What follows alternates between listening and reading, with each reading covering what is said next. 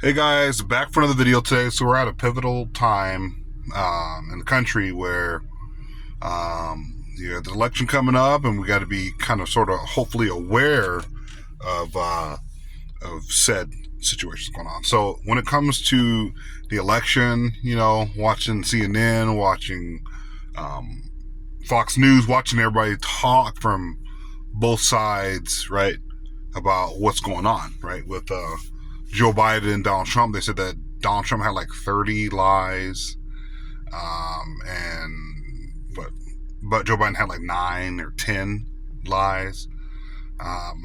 It wasn't a great night for either one of them. I still, in my opinion, I think Joe Biden did better, just because he was. He was looking at Trump. Like I said, he was looking at Trump and telling, "Hey, no, I ain't gonna apologize for nothing." The saddest thing about Donald Trump is that he is for foreign wars, right? As far as Israel and stuff going. Now, he's not for Ukraine. That's probably the only place where I would say, okay, Donald Trump, he's right when it comes to Ukraine. Should not be supporting Ukraine. In my opinion, we should not be supporting Ukraine. And also when it comes to Taiwan and stuff like that, and China and Taiwan, I'm not for foreign wars. Stuff that has nothing to do with the United States, I'm not for. Now, the question is, should the United States be in NATO? Well, we kind of I guess, thinking this through, but we kind of saw what happened last time, right? When the United States tried to do the whole we're going to be by ourselves and not be involved in any foreign wars, we got sucked into World War I and World War II. So I look at that as an unfortunate situation. The problem with NATO is that the United States doesn't recognize international law, especially when it comes to the situation in Gaza, right? If that was true, George W. Bush, Bolton, Cheney, all those people would have been prosecuted. But the United States always seems like it's above the law, until it comes to Russia and other countries violating international law, right? The United States always feels like it's above everybody. And that's been one of my biggest issues with NATO. And then NATO, United States putting up, a lot of money to some of these foreign countries. But then, in my opinion, the other countries not putting up as much with us. The one thing Donald Trump did was that he made sure other countries paid their share instead of us doing the lion's share. You know that pier that's over there in Gaza? Like failed, $261 million pier that's basically practically failed, that Joe Biden tried to do with the aid. It's like, you got to try to help the people that you are responsible for killing. It doesn't make any sense at all. So I think Joe Biden's failed in foreign policy, stuff that's happened over there. In my opinion, they're all war hawks, they're all warmongers. Donald Trump had a lot of drone strikes underneath his watch. A lot of people died over there under foreign policy. Now we're on almost 3 or 4 wars with Hezbollah and Hamas, right? And then we're doing this proxy war with Russia, which is extremely dangerous. The Iran nuclear situation that's going on as well. Iran's a very powerful nation. And in my opinion, I think Joe Biden's done a very, very poor job when it comes to foreign policy. It's my biggest issues with Joe Biden. I wish Joe Biden would have said, hey, you know what? I'm going to separate myself from Donald Trump. I'm not going to do the same foreign policy, and I'm not going to, well, I wouldn't say foreign policy. More conflict has happened under Joe Biden than Donald Trump. Donald Trump just increased drone strikes overseas. For those of you guys out there who are paying attention. I don't know, guys. I don't know what you guys' thoughts are on it, but somebody was mentioning, I think, in the comment section yesterday about DEI and some of these things underneath the Democratic Party system that aren't good for America. Most of that stuff's fallen to the side, right? When they talk about like reparations and stuff like that, hasn't even passed, even under Gavin Newsom. And he's extremely liberal on the California side.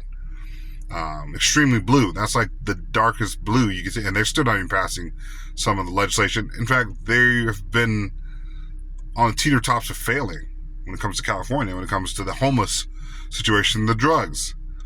Same thing with Oregon, Portland, at least, especially, right? So a lot of you see those policies have failed. It's not like it's just complete, like, just anarchy and chaos. A lot of the stuff is just falling apart. So when it comes to DEI, like someone was mentioning, that, you know, some of the policies that are pushed for blue states, a lot of that stuff has actually failed. They've gone back to repeal some of the DEI stuff that's going on out there.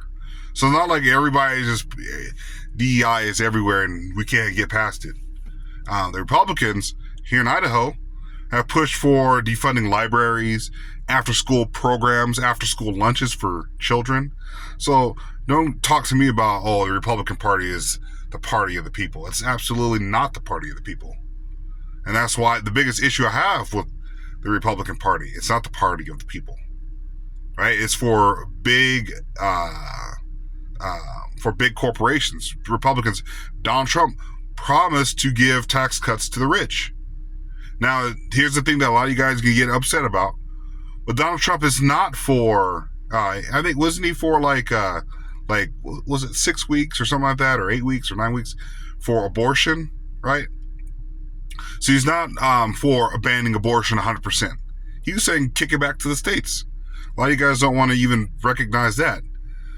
Look at the facts, guys. Look at the facts. If you're going to say stuff or mention stuff, it actually has to be facts behind that, right? DEI has not really worked. Neither is Trump saying a full abortion. The stuff that Matt Walsh and some of those other goobers are pushing. Ben Shapiro, they're pushing like, you ban abortion no matter what. Idaho's gone full authoritarianism when it comes to abortion. Like if a woman is almost, dead on the table, bleeding out, they were like, we shouldn't allow that. And now they've kind of pushed it back. But the Republican Party has pushed for a lot of this crap. And by the way, you guys out there who are talking about, look at the liberal states. Oh, look at the liberal states. Look how crappy they are. Look what's going on in liberal states.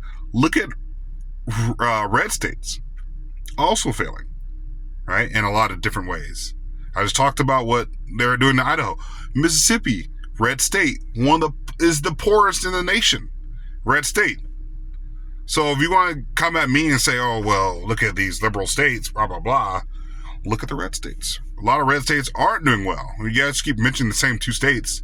But look at West Virginia, that has gone towards red. Look at Alabama. Look at Mississippi. They have a lot of red in those states. And they're some of the poorest states in the nation. Idaho is so out of balance that it's insane. When it comes to cost of living and it comes to wages, you can't live off of one person's income out here in Idaho. Me and my wife, both of us work. And to say we're going to defund libraries because they were pushing illicit material is the last thing you have to worry about. What you need to worry about is cell phones, kids having cell phones. Kids can grab parents' cell phone or have their own cell phone at a very, very young age. They can look at all that illicit material without having to ride their bike down the street to the library and look at illicit material. So the last thing I'm worried about is books and stuff, right? They're saying, they're pushing these woke books. Okay. Cell phones and stuff like that, kids being on, small children trying to be on TikTok. That's the problem. Kids are on TikTok. They're not at libraries. Just, I got to go to the library and look at illicit material. Right? And then if that was an issue, let's just say that was an issue, you'd have somebody on standby to make sure children aren't going into some of the illicit sections and say, hey, you're too young. You should not be in this aisle, or you shouldn't be over here, or whatever. If that's such a big deal. If a kid is trying to check out a book that has illicit material, you say, you're not of age. You cannot check out that book. I want to see some identification. Oh, you're 12? Okay, you cannot check out this book. Either go put it back, or, you can't check the book out. So there you go. So that's solved right there. So the Republican Party is corrupt, maniacally corrupt, and so is the Democratic Party, maniacally corrupt. RFK Jr., he's not much better. He's for Israel destroying people in Gaza. He's 100% for it. Okay? All three of them are for it. And when Trump said that Joe Biden's looking like a Palestinian or sounding like a Palestinian, or you could tell he's full-on racist. Donald Trump was full-on racist. Okay? There was a period of time where he did not want black people in his as tenants in his tower or whatever, on his properties. Donald Trump's also been known to hang out with Jeffrey Epstein. Evil man. Hanging out, saying that I've known him for 15 years. He's a good guy. He likes younger women. Donald Trump is disgusting. He's absolutely disgusting. That's just my opinion about him. Joe Biden, yeah, cognitive collapse in many ways, yes. Stumbling, falling all over himself, yes. Donald Trump's also had his list of gaffes that people on the right don't even want to talk about. Right? I think Donald Trump is going to be stronger on foreign policy. That's the only area where I'd be like, okay. But once again, for the infrastructure of the United States, no one cares. RFK doesn't care. Donald Trump doesn't care. Well, RFK, I would say he's more caring.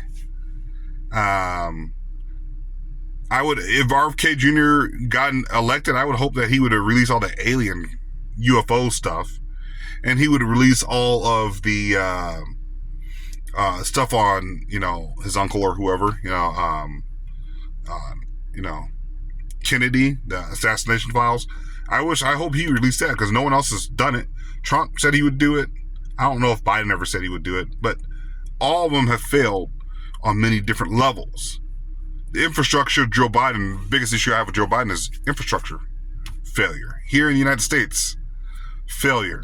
Abject failure in the United States. And they're giving all of our taxpayer money, mine and yours included, to the rest of the world. While I went to go visit family in Ohio, potholes every inch of every road, lights falling apart, bridges bending and bowing, rusted out.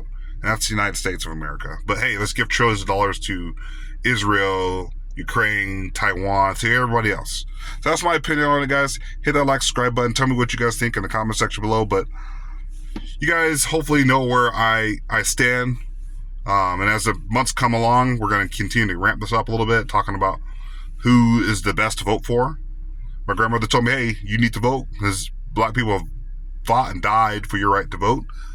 And Americans in general have fought for your right to vote. All Americans, when it comes to the United States military. But that's just my thoughts, guys. Hit that like, subscribe button. Tell me what you guys think in the comment section below. But I'll talk to you guys later. Love you guys. Peace.